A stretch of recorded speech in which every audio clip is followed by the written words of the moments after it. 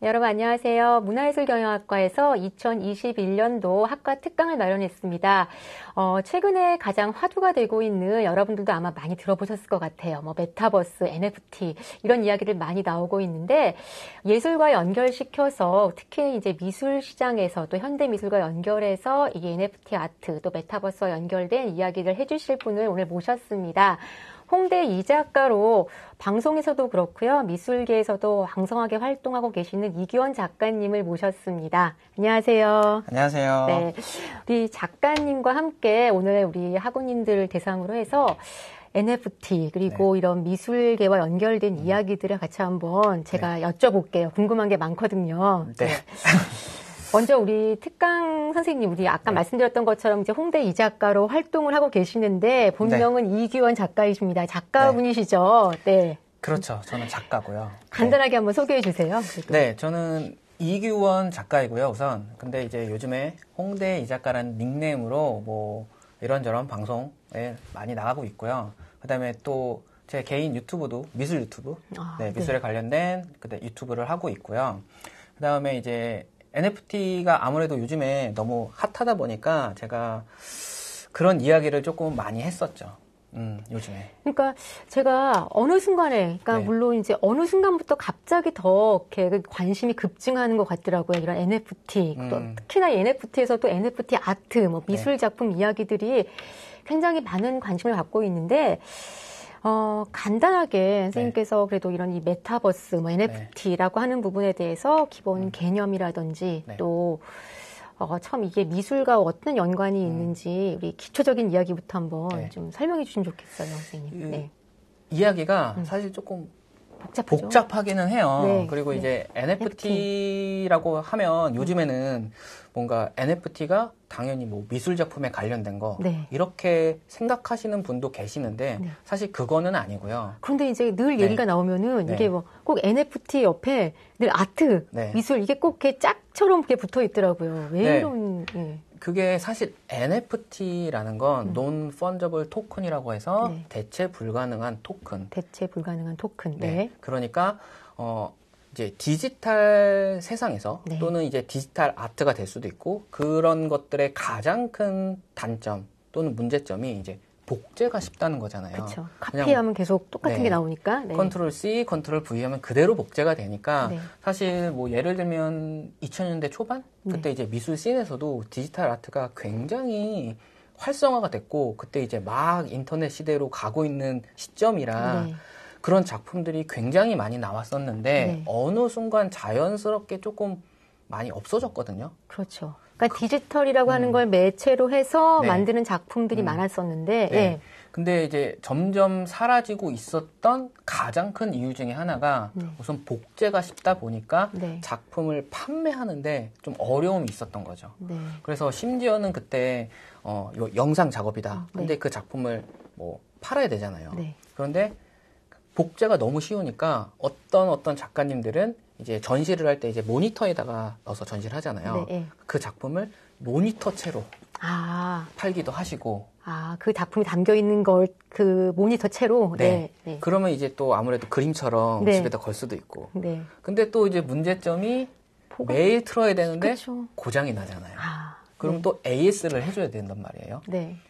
그럼 또 문제가 생기는 거죠. 그러니까 이제 자연스럽게 없어졌고 여전히 영상 작업, 뭐 디지털 작업을 하시는 분들이 계시긴 하지만 그 수가 좀 줄었는데 한 올해 초, 뭐 작년 말부터 시작해서 올해 초에 아무래도 NFT라는 게 많이 알려졌는데 이제 그런 단점들을 어떻게 보면 거의 완벽하게 보완을 한 거죠. 그러니까 우리가 흔히들 보는 디지털 작품이라고 하는 것들을 물론 이제 이미지는 복제를 그대로 할 수 있어요. NFT 작품이라고 해도. 하지만 그 디지털 안에 들어가 있는 해시값이라는 게 있잖아요. 디지털 언어. 그런 것들로 블록체인 기술로 이용해서 이제 복제를 완전히 방지해 주는 거죠. 그러니까 블록체인 기술을 이용한 어떤 또 다른 어떤 그 기술이라는 거잖아요. NFT 기술을 적용한 아트라고 볼 수가 있으니까. 그렇죠. 디지털 원본이라고 할 수 있겠네요. 그러니까 그렇죠. 원본이라고 할 수가 있고요. 그 다음에 이제 작품 같은 경우가 어떻게 보면 원본이 가지고 있는 중요성, 네. 원본성 이런 것 때문에 어떻게 보면 미술 작품이 가격이 좀 비싸고 네. 그거 하나밖에 없기 때문에 되게 소중하고 네. 이렇잖아요. 근데 네. 이제 디지털 작품 같은 경우는 이제 워낙 뭐 복제가 쉬우니까 네. 그런 것들과 조금 거리가 있어 보였는데 네. NFT 기술이 적용된 디지털 작품 같은 경우는 뭐 복제가 가능해도 그 안에 들어가 있는 원본성 네. 그것이 있기 때문에 화제가 좀 많이 됐었죠. 그리고 이제 그것이 블록체인 기술로 어떻게 보면 이루어졌고 네. 사실 한 몇 년 전, 한 3, 4년 전쯤에 전 세계적으로 암호화폐 열풍이었잖아요. 네, 네. 그런데 이제 그때 가장 크게 비판을 하시는 분들이 도대체 암호화폐가 무슨 가치가 있냐 이런 얘기를 했었잖아요. 네. 그런데 NFT라는 것이 나오면서 어떻게 보면 암호화폐가 최초는 아니지만 그 가치를 인정받을 수 있는 무언가가 나온 거죠. 그리고 그 무언가가 NFT 기술이고. 그러니까 NFT라고 하는 부분이 어찌 보면 이게 인증서 같은데, 그렇죠. 디지털의 그렇죠. 진품임을 인증하는 거기 때문에 네. 그 수많은 복제품 중에서 복제품이 있지만 복제품 말고 그 원본임을 인증하는 도장 같은 부분이라고 할 수가 있겠네요. 그렇죠. 그리고 네. 가장 중요한 거는 이제 블록체인 기술로 이루어졌기 때문에 수정을 해도 그 수정했다는 게 다 나오고. 그러니까 수정했다는 기록이 다 나오는 기록이 다 나오고요. 그 다음에 만약에 복제를 했다. 그 복제한 기록까지 다 나오는 거죠. 그럼 그 NFT를 복제할 수 없다고 하시지 않으셨나? 근데 복제를 할 수 없지만 뭐 해킹 뭐 이런 걸로 해가지고. 그럼 누가 했는지. 그것까지 이제 블록체인 기술이기 때문에 다 나오는 거죠. 근데 이제 어떤 분들은 블록체인 기술도 해킹을 할 수 있다. 네. 양자 컴퓨터를 이용하면. 근데 사실 지금 시점에서는 양자 컴퓨터로 이렇게 해킹을 할 가능성이 거의 제로고요. 네. 그렇기 때문에 복제가 불가능한. 그렇기 때문에 이제 NFT가 이렇게 알려졌고 NFT가 이렇게까지 많이 우리들한테 기사나 뭐 등등으로 알려진 가장 큰 이유는요. 사실은 메타버스 때문이에요. 그러니까 여기서 또 이제 이 핫 이슈들이 계속 연결되는 그렇죠. 것 같아요. 네네. 지금 메타버스 하면 이제 여기 보고 계신 분들도 게임, 엔터테인먼트 이런 얘기들이 나오잖아요. 네, 이제 메타버스가 초창기만 해도 도대체 메타버스가 뭐야? 그쵸. 뭐 MMORPG라고 불리는 무슨 게임의 아이템 뭐 그런 거랑 뭐가 달라 이렇게 얘기를 하시는 분도 계셨는데 분명히 좀 다르기는 하고요. 그 메타버스 세상이 지금은 조금 초창기이기 때문에 지금 저희 같은 기성세대들이 봤을 때는 이게 뭐가 대세가 돼? 이럴 수도 있지만 그 수많은 IT 기업이라든지 수많은 IT 쪽의 리더들이 있잖아요. 뭐 예를 들면 뭐 지금은 회사명을 메타로 바꿔서 페이스북의 마크 주커버가 될 수도 있고 그다음에 뭐 애플이 될 수도 있고 그다음에 뭐 트위터의 잭 도시라는 CEO가 될 수도 있고 그런 사람들이 그쪽으로 관심이 있고 그 사람들이 사실 이 세상을 이끌고 있는 게 사실이잖아요. 그러다 보니까 자본이 엄청나게 메타버스 시장 안에 몰리고 그 다음에 메타버스라는 거 안에서 사실 가치를 증명해 줄 수 있는 기술이 NFT거든요. 그러니까 그 속성과 속성이 정말 정확히 잘 맞아떨어진 것 같긴 한데요. 그러니까 말씀해 주신 것처럼 대세가 되어 있고 하는 부분이 있고 아까 지적해 주신 것처럼 그럼에도 불구하고 여전히 기성세대라고 해야 될까요? 아니면 또는 그래도 대부분이 그래도 이게 내 손에 만질 수 없는 디지털 공간인데 물론 말씀해 주신 것처럼 메타버스라고 하는 부분도 초창기에는 이게 저도 마치 무슨 싸이월드 뭐 이렇게 그런 게임 이런 이야기로만 그래도 이게 그냥 그런 거 아닌가라고 생각이 들었는데 이제 코로나 이후에 뭐 재택근무를 하면서도 회의도 같이 모여서 하고 하면서의 어떤 그런 것이 이전에 그냥 그런 단순한 어떤 그냥 잠깐 들어가서 뭐 이렇게 보는 그런 것과는 차원이 다른 참여와 몰입과 여러 가지가 이제 다 할 수 있는 어떤 그런 공간이 되었는데요. 그렇지만 그럼에도 다시 말씀드리는 것처럼 이런 부분이 이게 디지털 공간인데 라고 하는 기성세대 아니면 그 기존의 어떤 그런 관념과 또 이렇게 열광을 할 수 있는 어떤 그런 산업의 어떤 대세와 또 여기에 MZ세대라고 하는 어떤 그런 젊은 층들의 어떤 그런 또 그 가치관과 이런 부분이 분명히 다르게 보이는 부분이 있는 것 같아요. 그래서 특히나 젊은 친구들이 또는 젊은 층들에서 늘 뉴스의 그 헤드라인을 보게 되면 뭐 20, 30대 뭐 메타버스, 뭐 NFT 열풍 뭐 이런 부분들이 굉장히 많이 나오잖아요. 그러니까 자, 그런 이제 어떻게 보면 수용자들과의 어떤 시장의 어떤 문제들이 세대의 흐름과도 연결되는 거 아닌가 싶은데 어떻게 생각하세요? 아니면 연결되는 건 맞는 것 같아요. 왜냐하면 우선 메타버스 회사들이 있잖아요. 지금 어떻게 보면 가장 많이 알려진 메타버스 회사라고 알려진 회사가 이제 2개가 있는데요. 뭐 미국에서 로블록스. 그 다음에 이제 우리나라 네이버에서 만든 제페토. 근데 그 2개가 있는데 그 2개의 사실 유저들은 많이 어려요. 사용자들은. 그렇죠. 네. 지금 저도 아무래도 이런 NFT 메타버스에 관심이 많으니까 로블록스, 제페토 다 이제 다운받아서 해봤거든요. 그런데 게임 같은데. 도대체 이게 뭐가 재밌지? 저도 사실 그런 생각을 했어요. 그런데 이제 그 IT 쪽 분들한테 이야기를 들으니까 메타버스 안에서 그 IT 기업들이 원하는 대상 아니면 그들의 어떤 시장에 돈을 주고 이제 뭐 이용할 대상은 기성세대들도 아니고 심지어 MZ세대도 아니고 그럼요. 태어날 때부터 스마트폰을 나왔던 지금의 10대 그렇죠. 그 10대들이 어떻게 보면 타겟층이라고 하더라고요. 그러니까 자연스럽게 이런 디지털 그리고 가상 공간에 그냥 자연스럽게 익숙해지고 같은 이제 그 생활권이라고 생각하는 그 소비자들이라고 볼 수 있을 것 같아요. 그렇죠. 그 어린 친구들, 그 어린 친구들이 대상이다 보니까 어떻게 보면 저희 같은 경우는 스마트폰 그 전부터 인터넷이 나오기 전부터 살았던 사람이기 때문에 변화를 이제 변화를 다 볼 수 있어서 좋았다라고 저는 스스로 위로를 하지만 지금 어린 친구들 그다음에 지금 아이들 같은 경우는 태어날 때부터 스마트폰에 이렇게 터치를 이렇게 하잖아요.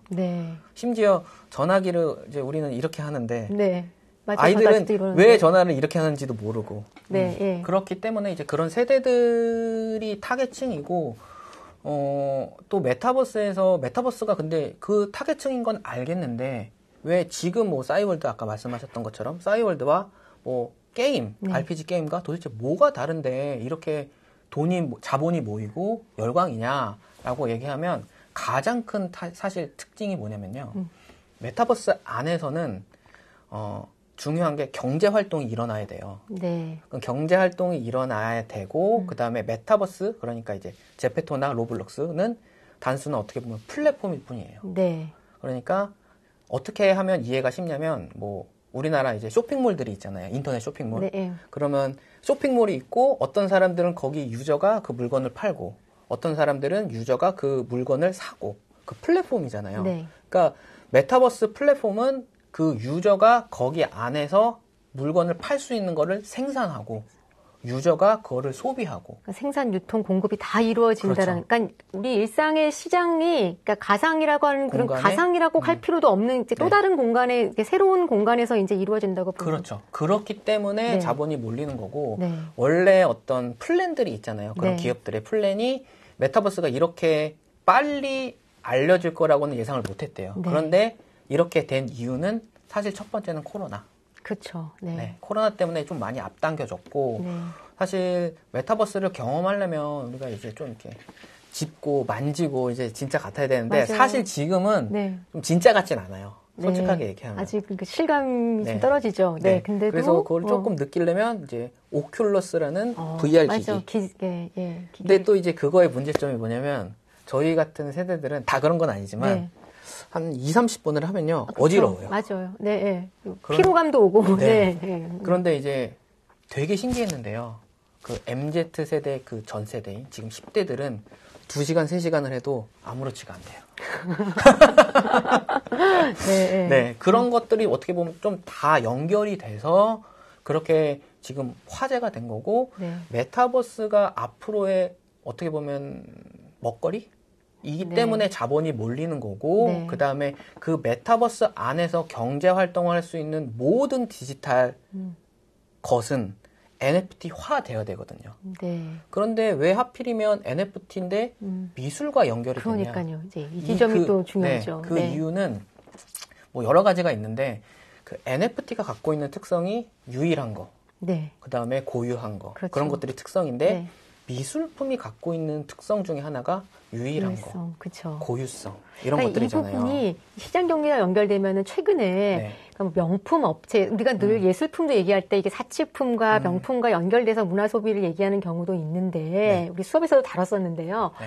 그런 것처럼 사실 최근에 뭐 프랑스의 명품 회사들이 메타버스에 이제 네. 협력해서 여기에 광고도 하고 실질적으로 네. 그 NFT 명품 그 디지털 작품을 실제 가방이 아닌 NFT 네. 가방을 판매를 하고 또 그걸 또 사는 사람들도 굉장히 많다고 하더라고요. 네. NFT 디지털 그 명품 NFT 그 가방을요. 네. 그러니까 그런 부분과 어찌 보면 같은 맥락인 것 같기도 해요. 그런 명품의 속성처럼 예술 작품이 어찌 보면은 부정적인 의미가 아닌 어떤 그런 고유성, 독창성, 네. 유일성, 네. 그리고 손에 쥐기 힘들었던 어떤 그런 그 사치제로서의 네. 어떤 그 부분이 아우라라고 하는 부분이 있지 않았을까 네. 싶은데. 그런 네. 것들이 맞아 떨어져서 네. 이제 NFT가 어떻게 NFT 하면 미술품, 아트 이렇게 연결됐는데 네. 사실 그거는 아니죠. 그쵸. 그래서 지금은 아무래도 NFT란 거를 좀 알리기 위해선 예술 작품이 조금 더 이해하는데 쉽기 때문에 초반이기 때문에 지금 그렇게 NFT 아트 이렇게 된 거고 그 다음에 이거는 조금 다른 얘기긴 한데 올 초에 혹시 클럽하우스라는 앱 혹시 아세요? 아니 저는 못 봤어요. 이제 클럽하우스라고 올 초에 갑자기 유행했던 앱이 있는데요. 네. 음성으로 전 세계 사람들과 대화를 할 수 있는 거예요. 네. 그런데 그게 갑자기 인기가 생긴 이유는 사실 코로나 때문이었어요. 얘기하다 보니까 알 것 같아요. 안 것 같아요. 네. 그래서 이제 미국이란 나라가 미국 맞아. 앱인데요. 미국이란 나라가 엄청 크잖아요. 네. 근데 이제 코로나 때문에 왔다 갔다 하는 게 힘드니까 서부 쪽에 있는 사람과 동부 쪽에 있는 사람들이 이제 만나기가 힘드니까 클럽하우스라는 앱을 통해서 만났는데 처음 유저들이 서부 쪽에 있는 IT 쪽 사람들, 동부 쪽에 있는 예술가들, 그들이 만난 거예요. 근데 그들의 접점이 사실 NFT 아트였던 거예요. 그래서 그때 초창기 2월, 올 2월 정도에 이제 클럽하우스에 들어가면 NFT에 대한 주제가 굉장히 많았어요. 근데 그때는 저도 보고 NFT가 도대체 뭔데 이렇게 난리지 하면서 이제 들어봤거든요. 들어보니까 와 이건 또 다른 세상이다. 어찌 보면 미술에 어떻게 보면 또 이제 좀 대중화를 시킬 수 있는 어떤 그런 이제 그 출발점, 과도기가 될 수 있는 어떤 그런 부분이라고 할 수 있겠네요. 그래서 그런 것 때문에 이제 NFT 하면 당연히 아트라고 이제 공식이 생긴 것 같아요. 그런데 시간이 조금 더 지나고 메타버스가 조금 더 정착이 되면 NFT는 예술뿐만 아니라 뭐 예를 들면 게임 아이템이 될 수도 있고 모든 것으로 확장이 되겠죠. 그렇구나. 최근에 그러니까 작년부터 시작해서 최근에 이런 NFT 기술을 이용해서 본인의 작품을 NFT 아트로 시장에다 이렇게 보여주고 있는 그런 작가들도 굉장히 많아졌죠. 어떻게 보세요? 지금 현 시점에서는 많아졌죠. 올 초만 해도 정말 많이 없었고요. 특히 국내에서는 많이 없었는데 이제 여름 지나고 이제 사람들이 예술가들이 조금 더 이제 NFT가 뭐야? 너무 기사가 많이 나오고 여기저기 많이 들리니까 관심을 갖기 시작해서 지금 시점에서는 NFT 작업을 하는 작가님들이 굉장히 많죠. 그러면 작가들이 그래도 이게 이런 걸 좀 해봐야 되겠다, 이런 뭐 이게 대세니까 이렇게 해서 이렇게 나도 한번 해봐야 되겠다 이런 측면이 있는 것인지 아니면 그래도 본인들이 어떻게 보면 이 NFT 기술을 이용한 본인의 아트 작품을 하는 부분에 장점 또는 매력을 느끼는 부분이 있는 것인지 좀 궁금한데. 그거는 이제 작가님들의 생각을 제가 다 알 수는 없지만. 물론 아직 초창기라서 저도 이 시장에서 물론 아직은 이 NFT, 뭐 메타버스라고 하는 그 키워드의 화제성만으로도 이걸 한다는 자체가 굉장히 관심이 대상이 될 것 같기는 해요. 물론 이제 지속 가능해야 되는 부분도 물론 이제 후반에 말씀해 주시겠지만 시장에 우리가 다뤄봐야 할 문제이기도 하긴 한데 작가들 또는 예술계에서는 이 NFT 그래서 어떻게 생각하고 있는지도 좀 궁금은 해요. 그게 시기별로 사실 조금 다른 것 같아요. 그러니까 올 초 상반기 같은 경우는 사실 좀 부정적이었어요. 기존의 미술 씬에서는. 그럴 것 같아요. 저도 왠지 이게 이게 도대체 뭐야? 그치 새로운 거에 대한 어떻게 보면 좀 경계감도 있을 거고 거부감도 있고 그 다음에 이제 뭐 미술품이면 우리가 직접 만질 수도 있어야 되고 직접 사서 내 집에 걸거나 해야 되는데 이건 뭐 디지털인데 스마트폰에서만 보는데 이게 뭐야 했는데 이제 하반기로 넘어가면서 상황이 너무 달라진 거죠. 마치 NFT 작업을 하지 않으면 뒤처지는 듯한 느낌. 그리고 뭐 갤러리나 그런 데서도 뭐 옥션이나 등등도 NFT 작업을 협업을 하지 않으면 뭔가 도태되는 느낌. 그래서 지금 시점에서는 아주 많은 작가님들이 하고 계시고요. 네. 그런데 이제 문제점이 뭐냐면요. 예를 들면 가장 큰 NFT 플랫폼, 거래 플랫폼이라고 할 수 있는 뭐 미국의 오픈시라든지 뭐 슈퍼레어라든지 초창기만 해도 올 초만 해도 작가들이 지금처럼 많지는 않았어요. 그래서 제가 그때 이제 빨리 우리 들어가서 거기서 작업을 거래를 해야 된다라고 했는데 그때는 그래도 어느 정도 검색이 됐는데요.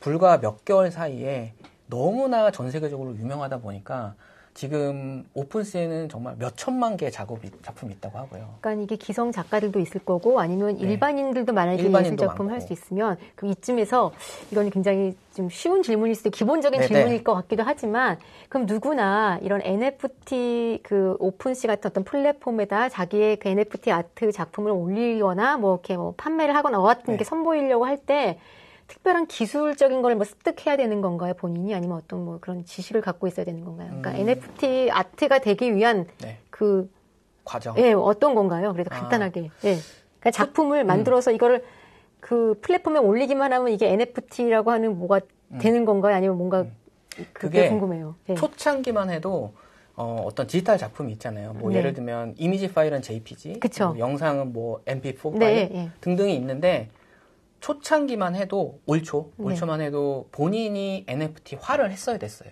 본인이? 그거를 그러니까 특별한 좀 어디 뭐 어려웠죠. 공인 그런 건 없지만 하여튼 본인이 근데 이제 그 NFT화 하는 걸 민팅이라고 하거든요.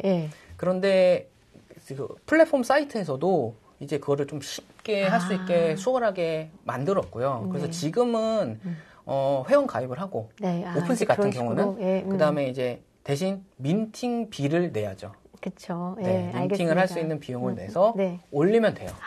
아주 수월하죠. 그러네요. 그렇게 어려운 그런 건 아니네요. 진짜. 전혀 어렵지 않아요. 그러니까 누구나 할 수 있는 부분이 있기는 한 것 같아요. 하고 다만 그 전에 이제 여기서 사실 또 암호화폐가 나와야 되는데요. 그 슈퍼레어나 뭐 오픈시나 암호화폐 중에 이더리움이라는 암호화폐가 있는데요. 보통 이더리움으로 결제를 많이 해요. 어떤 특별한 어떤 그 화폐로만 유통이 가능하다 이거죠? 물론 플랫폼마다 다른 암호화폐를 사용하기도 하지만 이더리움이 대세긴 하거든요. 그렇기 때문에 이더리움이 있는 지갑을 또 만들어야 돼요. 작가 스스로. 그러니 이게 보니까 기본적으로 이런 디지털 세계 속에서의 그 시스템을 하나하나 이걸 다 가지고 있어야 되겠네요. 절차. 어느 정도 알고는 있어야 되고 이제 젊은 작가들 같은 경우는 비교적 수월하긴 한데 좀 이제 연배가 있으신 작가님들은 사실 그렇게 쉽지는 않아요. 그렇겠죠. 왜냐면 암호화폐도 만들어야 되고 그럼 암호화폐가 뭐야? 그렇죠. 본인 스스로 하려면 되게 굉장히 힘들죠. 그런데 이렇게 보다 보면 만약에 이 시장이 커지다 보면 우리가 이제 작가들이 본인 스스로가 이제 개인전을 열고 전시를 하는 것처럼 아니면 또 그 외에도 그러니까 그렇게 개인전을 하는 경우도 있지만 큐레이터, 또 갤러리 이렇게 해서 이제 기획사를 통해서 하는 것처럼 이렇게 NFT 대행해주는 아니면 이런 작품을 해서 이렇게 올려주는 기획사들이 나오지 않을까 싶은데 지금도 있나요? 아니면 어떤 거예요? 이미 있어요. 그쵸. 이미 있고요. 왜냐면 작가님들의 나이가 너무 이제 젊은 친구들부터 나이가 많으신 분들까지 많이 있잖아요. 그런데 이제 특히나 나이 좀 있으신 분들은 어려워하시니까 갤러리나 아니면 소속되는 작가들이 있는 갤러리에서 이제 NFT 플랫폼과 이제 뭔가 협약 이런 걸 맺어서 이제 작품을 올리는 경우도 있고요. 그런데 이제 기존 갤러리, 상업 갤러리 같은 경우는 제가 이런 식으로 얘기를 했었는데요. 이제 NFT가 대세가 된다면 사실은 기존에 있던 상업 갤러리와 경쟁이 될 수밖에 없어요. 그러면 갤러리는 도태가 되겠죠. 네. 그럼 또 갤러리 나름대로의 살아야 되는 방식을 찾아야 되니까. 방식을 찾아야 되죠. 네. 네. 그것이 어떻게 보면 그 중간에 연결시켜주는 네.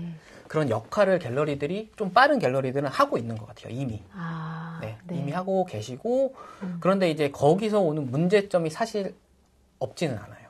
네. 문제점이 뭐냐면 일반적으로 갤러리를 통해서 작품을 판매를 한다면 보통 갤러리와 작가가 5대5로 나눠갔잖아요. 네. 그런데 이제 NFT 플랫폼 같은 경우는 뭐 회사마다 조금 다르기는 하지만 보통 9대1에서 8대2 정도로 작가가 많이 가져가요. 네, 예. 그런데 이제 대행을 통해서 간다면 또 다른 수수료를 나눠 가져야 되니까 결국 지금과 다르지가 않고 그냥 또 다른 디지털 마켓이 생긴 듯한 느낌으로 가는 거죠. 그러니까 저같이 작가 입장에서는 사실 그거를 권하지는 않아요. 네. 하지만 뭐 그 갤러리들의 입장은 당연히 이해는 또 하죠. 그렇죠. 또 다른 시장을 개척할 만한 오션이 될 수도 있겠네요. 네네, 그런 그렇죠.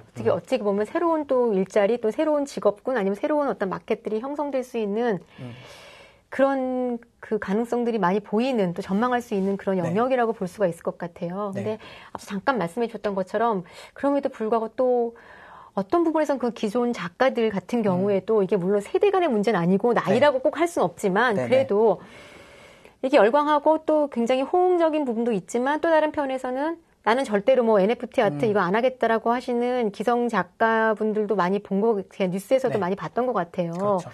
그러니까 어떻게 생각하세요? 이런 부분을 또 이제? 저는 이렇게 생각해요. 작가 입장에서 봤을 때. 작가 입장에서 봤을 때, 저는 NFT 아트는 이렇게 생각하시면 좀 편할 것 같아요. 우리 기존 작가들도 뭐 그림을 그리는 작가, 아니면 뭐 조각을 하는 작가, 영상 작가, 뭐 개념 미술 작가, 장르가 좀 있잖아요. 미술 안에서도. 그것처럼 NFT 아트는 그냥 또 다른 장르라고 디지털 아트라고 생각하시면 될 것 같아요. 그러면 내 포트폴리오가 하나 더 는다고 저는 생각을 하거든요. 그러면 사실 기존의 작가 입장에서는 NFT 아트, 그러니까 디지털 작품을 한다고 해서 손해볼 게 하나도 없다고 생각을 해요, 저는. 왜냐면 나의 또 다른 포트폴리오를 만드는 거고, 나의 새로운 시도를 하는 거잖아요. 작가라면, 예술가라면 저는 새로운 거에 도전하는 게 어떻게 보면 당연하다고 생각을 하거든요. 그런 의미에서 봤을 때는, NFT 작품, 그러니까 디지털 아트를 하는 게 좋다고 생각을 해요. 다만, 어떤 분들은 이제 나는 절대로 NFT 아트를 하지 않겠다라고 생각하시는 분들은 저는 이렇게 생각을 해요. 나는 이미 뭐 페인팅이라는 작품을 하고 있어. 공고한 영역을 좀 지키고 있다라는 거죠. 그러니까 나는 여기에만 더 집중을 할 거야. 그렇게 생각하실 수도 있고 어떤 작가님 같은 경우는 NFT 아트를 그냥 마켓 하나가 나왔다고만 오해하시는 분들이 계시는 것 같아요. 그러니까 거기에 대해서 이제 그냥 거부감을 가지시는 거죠. 그런데 조금만 공부를 해보시면 그게 아니라는 거는 아마 아실 거라고 저는 생각해요. 네. 글쎄, 아직 이제 지켜보고 있는 지금 도약하는 단계이기 때문에 이게 어느 정도 지속하고 성장할지 우리가 또 지켜는 봐야 되긴 할 텐데요.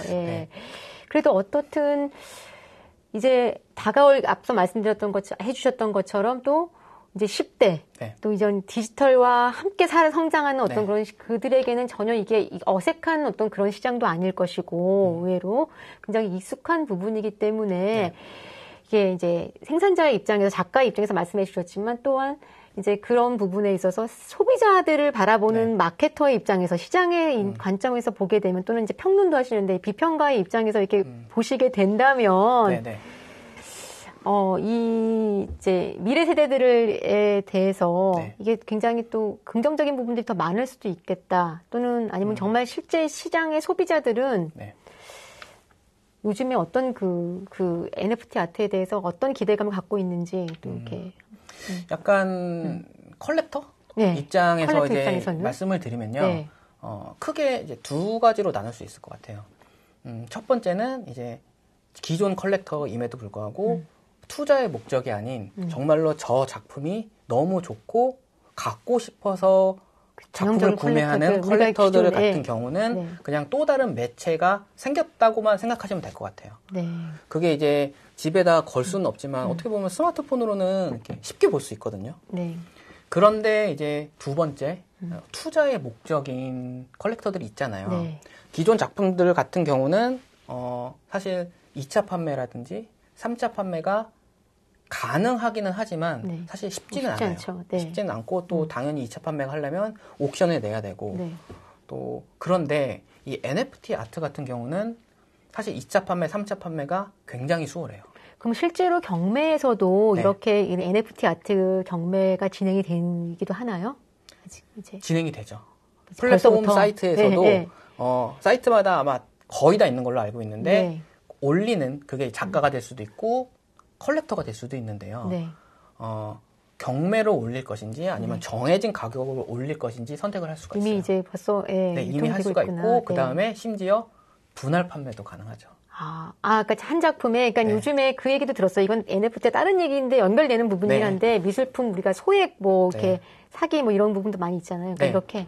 그래서 분할 판매식으로 팔기도 하고 네. 마치 기존의 판화 작품처럼 네. 에디션 넘버를 정해서 똑같은 작품이지만 네. 뭐 1000개 해서 팔기도 하고 그걸 이미 다 하거든요. 이미. 네. 그렇기 때문에 투자의 목적인 컬렉터 입장에서는 오히려 기존의 미술 작품으로 투자를 해서 돈을 벌겠다. 그것보다 NFT 작품이 사실 많이 수월하고요. 네. 그 다음에 기존의 작품을 투자를 해서 이제 수익을 얻으려면 좀 사실 시간이 많이 걸리잖아요. 네. 뭐 이미 유명한 작가의 작품들 같은 경우는 뭐 비교적 빠른 시간 내에 작품이 오른다고 하지만 사실 그 작품들 같은 경우는 가격대가 또 어마어마하잖아요. 이게 뭐, 네, 접근하기 그러니까 어려운 가격들인데. 보통 사람들은 접근할 수가 없는데 반면에 NFT 작품 같은 경우는 사실 디지털이기 때문에 기존의 작품보다는 작품 가격이 조금은 저렴해요. 그렇죠. 그리고 비교적 빠른 시간에 작품이 오를 수도 있고. 그렇기 때문에 네. 사실 MZ 세대들이 미술품을 요즘 많이 구매한다고 하잖아요. 네. 근데 이제 제가 통해서 들으니까 엄청 비싼 작품보다는 비교적 저렴한 작품을 구매를 한다고 하더라고요. 네. 그런데 그래서 좀 활성화가 되고 있는데 NFT 작품 같은 경우는 사실 그것보다도 사실 가격대가 조금 더 저렴하거든요. 그러면 네. 컬렉터 입장에서는 네. 접근성이 훨씬 수월하죠. 그렇겠네요. 네네. 그리고 좀 일반인들이 그래도 쉽게 접근할 수 있는데 그 일반인 중에서도 이제 여러 층들이 있을 것 같아요. 그렇죠? 정말로. 그러니까 네네. 기존의 어떤 그들이 어떻게 보면 소품을 사는 것과 디지털로 아직도 산다라는 자체에 대한 어떤 물론 제가 가끔 계속 골타분하게 얘기를 하는 것 같은데 그 장벽과 하지만 또 그게 아무렇지도 않은 어떤 그 세대들 아니면 또 그런 소비자들이 그래도 이걸 분할 또는 뭐 같은 네. 디지털을 사고 내야 디지털 진품을 갖고 있다라는 네. 것과 네. 네.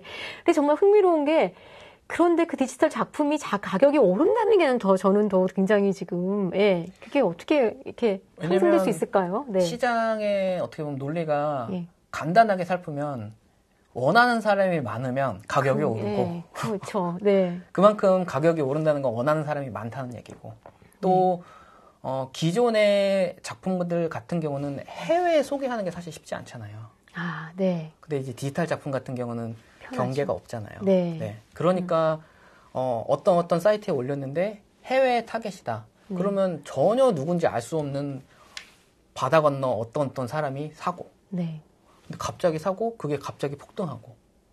그리고 또 이제 NFT 작품은 작가 입장에서 또 2차 판매, 3차 판매가 됐을 때 좋은 점이 원작자 있잖아요. 네.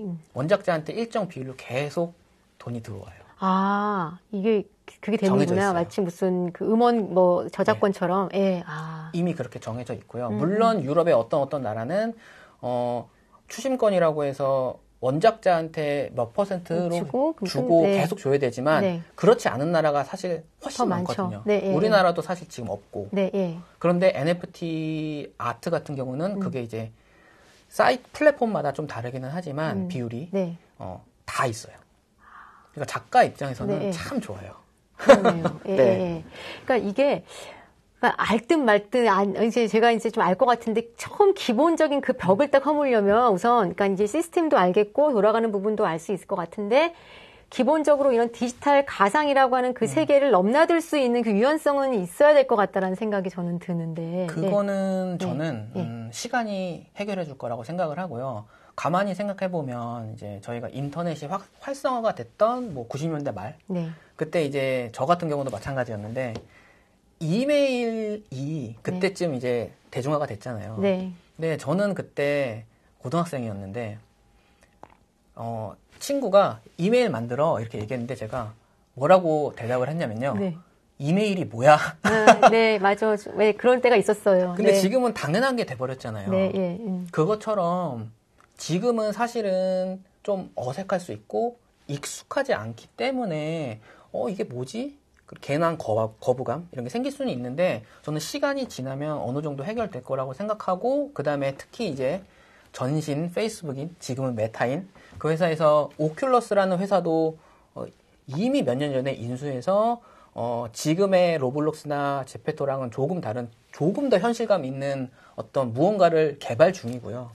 그 다음에 이제 애플에서도 애플 글래스라고 해서 VR과 AR를 동시에 경험할 수 있는 제품을 개발 중이라고 알려져 있으니까 어느 정도 시간이 지나면 지금 우리가 비판하는 NFT 작품 또는 이제 메타버스에서 거부감을 갖고 계신 분들이 익숙하게 될 시대가 저는 곧 올 거라고 생각을 하긴 해요. 그럴 것 같긴 해요. 우리가 90년대 초반에 인터넷이 노래했을 때, 그리고 이제 2000년대 이제 초반에 모바일 기반으로 막 바뀔 때 그 변화 속도보다 엄청 빠른 속도로, 물론 말씀해 주셨던 것처럼 코로나로 인해서 이런 기술 변화가 굉장히 가속화된 거는 분명한 것 같기도 하고, 우리가 그런 시대에 지금 흐름에 같이 맞게 살고 있는 것 같긴 해요.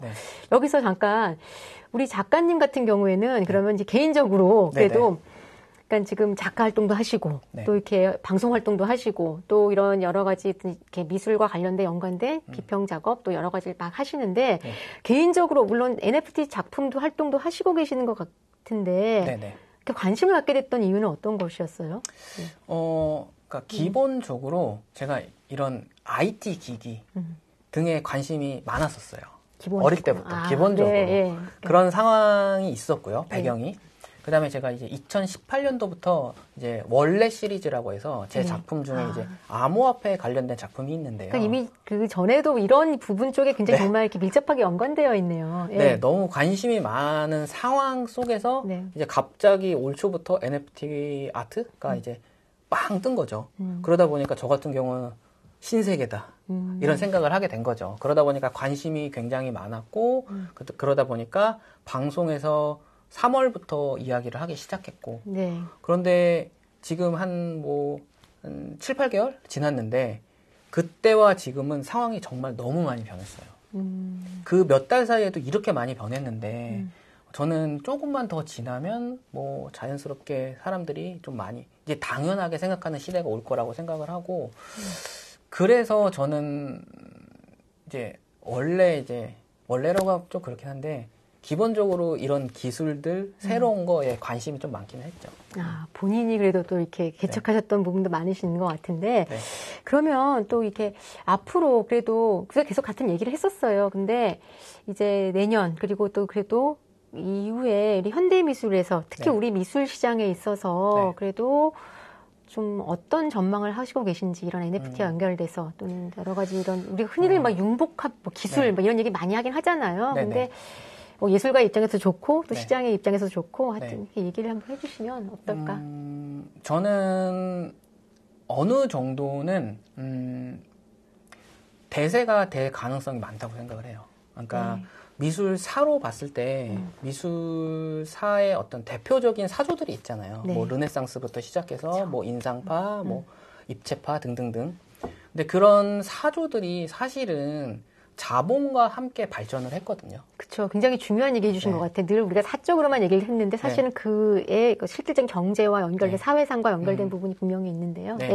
그런 맥락에서 봤을 때 지금 메타버스 NFT 아트에 자본이 엄청나게 몰리고 있는 건 사실이잖아요. 그렇다면 저는 대세가 될 가능성이 굉장히 많다고 생각을 하거든요. 게다가 크립토 펑크라고 해서 최근에 그 엄청난 가격에 판매가 돼서 심지어 다빈치의 살바토르 달리 예. 5천억이나 되는 그 작품을 가격을 뛰어넘었다는 기사가 떴거든요. 네. 그런데 이제 일부에서는 뭐 자전 거래다 뭐 이런 비판도 있기는 하지만 사실은 기존 미술 시장도 자전 거래가 없지 않았거든요. 네.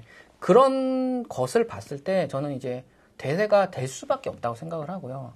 또 메타버스 시대가 온다면 당연히 대세가 될 수밖에 없고 게다가 MZ세대보다 더 어린 세대들이 MZ세대가 되고 기성세대가 되고 하면 이제는 그때는 이제 디지털 작품들이 당연한 게 된다고 생각을 해요. 뭐 예를 들면 지금은 유화 작품이나 뭐 아크릴로 그린 작품들의 아우라를 우리가 되게 좋아하잖아요. 네, 그렇죠. 그런데 저는 이렇게 생각하는데 그 재료가 지금까지 많은 작가들한테 사용됐던 이유는 가장 편리했기 때문이라고 생각을 하거든요. 아, 네. 그런데 지금은 어느 순간 애플의 아이패드 프로, 애플 펜슬로 디지털 그림을 젊은 친구들이 많이 그리잖아요. 네. 근데 제가 그 제품이 처음 나왔을 때 사용했을 때 충격을 받았어요. 네. 그리고 지금 대학교를 가면 학생들이 예전에는 노트북을 들고 다녔는데 요즘엔 노트북 들고 다니는 친구도 거의 없거든요. 그러면요? 거의 아이패드와 애플 펜슬을 이용해서 필기하고 작업하고 그림 그리고 어떻게 보면 그 애플 펜슬이란 디지털 기기가 지금 젊은 친구들 연필이 됐죠. 네, 그렇죠. 샤프 펜슬이 된 것처럼. 네. 그렇기 때문에 재료가 그냥 바뀌었을 뿐이라고 생각을 해요. 유화에서 디지털로. 네. 그러면 지금 어린 세대들한테는 디지털이 당연한 거고 대세니까 그러면 당연히 NFT화된 작품이 대세가 되겠죠. 네. 저는 이제 그런 식으로 생각을 하고 있기는 해요. 네. 되게 좋은 말씀 많이 해주셨는데 앞으로 그러면 우리 아마 이제 보시고 계시는 분들 또 이렇게 여러 예술 관련자들 또 이제 예술계에 계시는 분들도 있고 또 이제 장래 그런 예술계 쪽에서 일하시고자 하는 분 희망자들도 많으신데. 뭐 현대미술과 연결돼서 또는 어떻게 보면 이런 그 흐름 속에서 문화예술계에 좀 이렇게 유연하게 민감하게 바라보고자 하는 우리 학생들을 위해서 학우님들을 위해서 한 말씀 어떻게 좀 해주세요. 네. 저는 이제 미술에 관심이 있거나 공부를 하고 있는 학생들 입장에서는 물론 이제 미술사를 공부하고 그것도 중요하긴 하지만 지금 시점에서 시대가 변하고 있고 그 시대 흐름은 무조건 알아야 된다고 생각을 하거든요. 네. 그런 맥락에서 봤을 때 지금 메타버스와 NFT 예술 작품 같은 경우는 지금 시대 흐름이란 말이에요. 네. 그렇기 때문에 단순히 뭐 디지털이니까 어려워하면서 이제 밀쳐두지 말고 어느 정도 그냥 인터넷으로 검색만 하면 사실 쉽게 알 수 있거든요. 네. 그래서 시대 흐름을 알면서 새로운 작품을 하거나 아니면 뭐 이론을 하거나 그런 거랑 잘 모르는 상태에서 미술사만 공부하는 거랑은 조금 다르다고 생각을 하거든요. 그 깊이감에 있어서. 네. 그렇기 때문에 저는 지금 이 수업을 들으시고 인터넷 아니면 스마트폰으로 검색을 하시고 공부를 하시면 앞으로 어떤 일을 하던 간에 좀 도움이 많이 되지 않을까 이런 생각을 합니다. 네, 저도 아마 공감하는데요. 그러니까 무조건 또 이 뭐 대세다, 뭐 이게 화두가 된다고 해서 이것을 뭐 맹신하다, 추종하려는 것은 아니라 적어도 우리가 이런 부분에 있어서의 판단을 하고 비판적인 시각을 갖게 되려면 적어도 이 부분에 대한 것들을 놓치진 않고 민감하게 그래도 늘 주목하면서 바라봐야 될 그런 자세는 가지고 있어야 되지 않을까 싶습니다. 네. 오늘 좋은 말씀 너무 감사하고요. 선생님 앞으로도 좋은 활동 바라고 저희 또 만약에 혹시 질문 궁금한 사항 있으면 우리 작가님한테 언제든지 질문 드리고 할게요. 네, 알겠습니다. 네, 오늘 감사합니다. 네, 감사합니다. 네.